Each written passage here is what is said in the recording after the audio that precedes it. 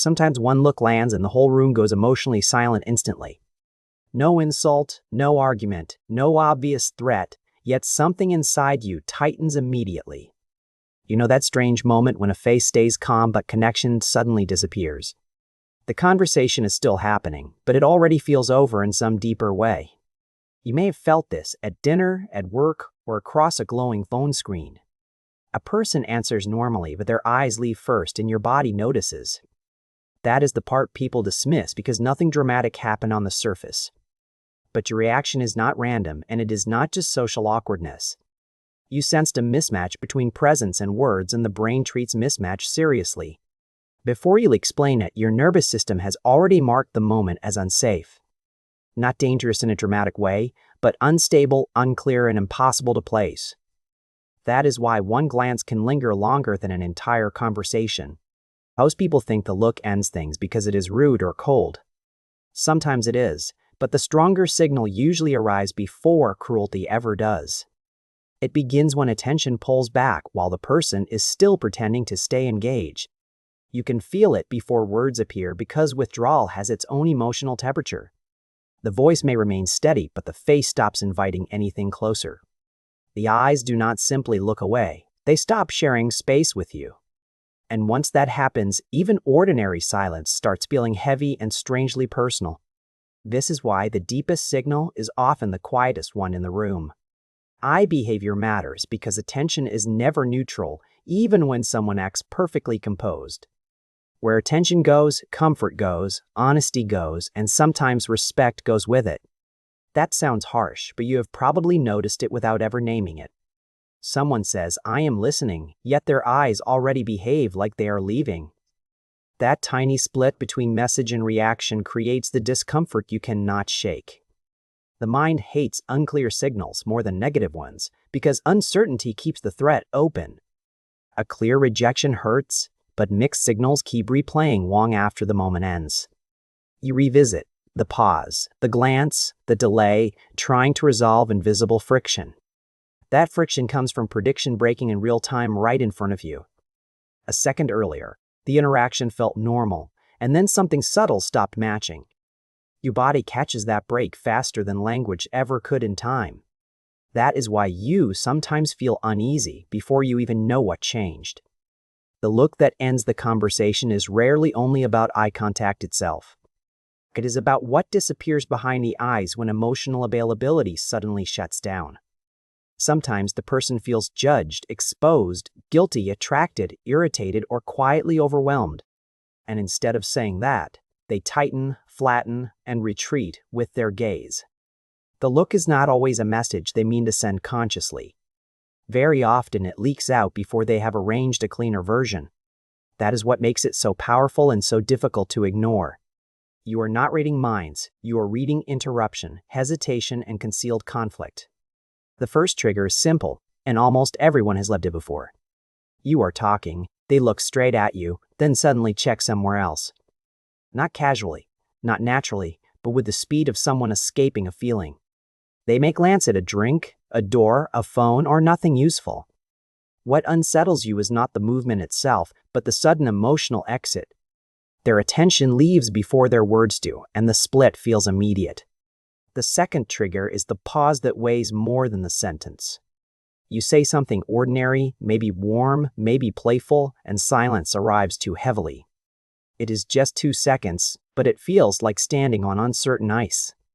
Then they answer, and technically nothing is wrong, but the rhythm never recovers. That delayed response often means the real reaction happened privately before the social version.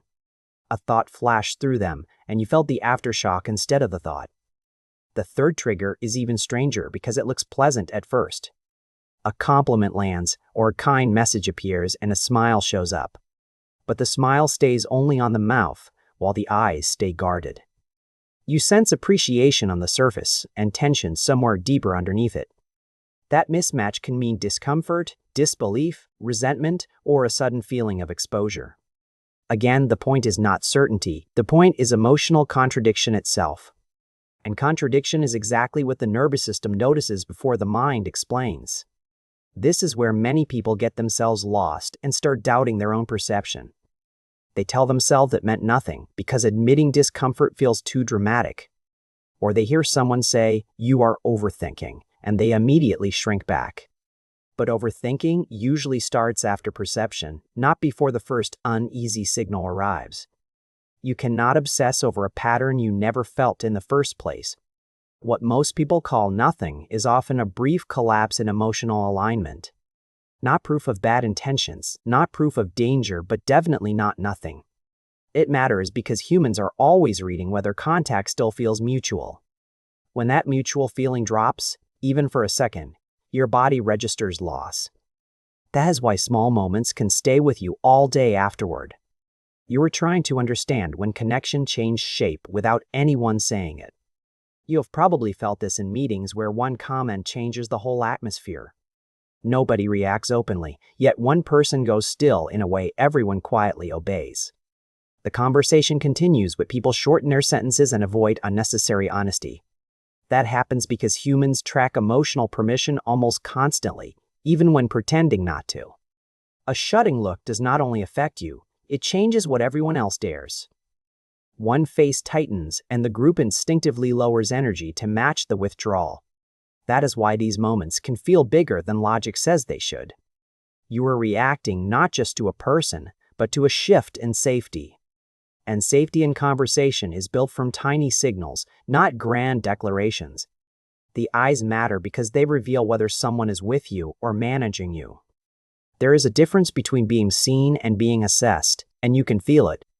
When the look turns evaluative, warmth drains out long before language catches up. That is one reason compliments can suddenly feel uncomfortable instead of comforting. The words sound positive, but the eyes are calculating what your reaction means. You sense the person is somewhere else internally, and the distance registers. This also happens in attraction, which is why chemistry often feels slightly unstable. Someone may want connection, then panic at their own openness and pull back. That quick recoil can look cold, even when the real feeling underneath is intensity. So yes, sometimes the look hides rejection, but sometimes it hides vulnerability. The challenge is noticing the pattern without turning every silence into a story. That balance is what makes awareness useful because it stays grounded in behavior. Next time it happens, notice timing before you notice content too closely. The exact second the energy shifts usually tells you more than the words. Did the look change right after your joke, your compliment, your opinion, or silence? That timing often reveals what touched something raw, defended, or unresolved inside them. Then notice eye direction, because eyes do not only show attention, they manage distance. Looking away can mean many things, but sudden directional change after intimacy means something, especially when the face stays still, as if the person froze around the feeling. Finally, notice the space before response, because silence has texture when emotion interferes. Some silences feel thoughtful, but others feel defensive, ashamed, resentful, or suddenly withdrawn. The difference is subtle, yet your body often knows it before your thoughts do. And that matters because perception is not the same thing as accusation. You do not need to decide what the person meant in order to trust the signal.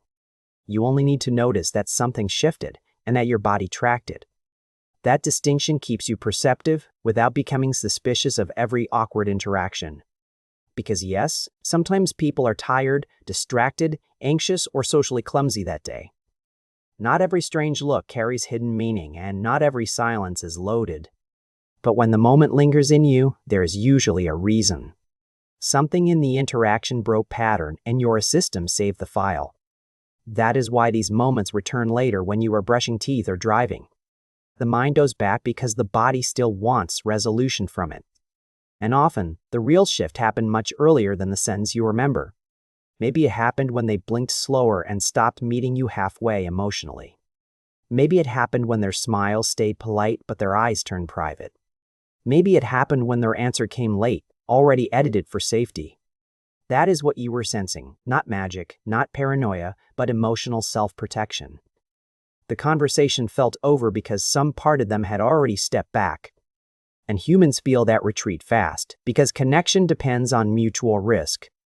Every real exchange asks two people to stay present for a second longer. When one person quietly stops doing that, the air changes before the words. That change can feel like rejection, but sometimes it is actually inner conflict. They may want closeness and fear it at the same time, too. They may feel seen too clearly and instinctively shut the window a little. They may feel guilt they never planned to reveal, and the eyes betray it. They may feel resentment under politeness, and their face cannot carry both gracefully. This is why the look can feel intimate even when it hurts.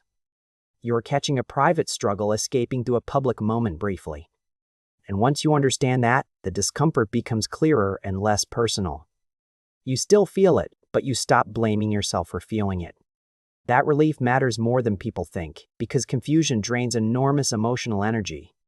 It keeps you replaying tiny scenes, searching for permission to trust what happened. But you do not need permission to notice disconnection when it appears. You only need enough honesty to admit, something changed, and I felt it. That admission is not weakness. It is emotional precision doing its quiet work. You sensed the gap between words and presence, and your body respected the gap. You noticed a retreat so small most people would call it nothing. But small does not mean imaginary, and subtle does not mean unimportant. Some of the strongest human signals arrive quietly because honesty often leaks, not announces. That is why these moments feel haunting. They are tiny but emotionally unfinished.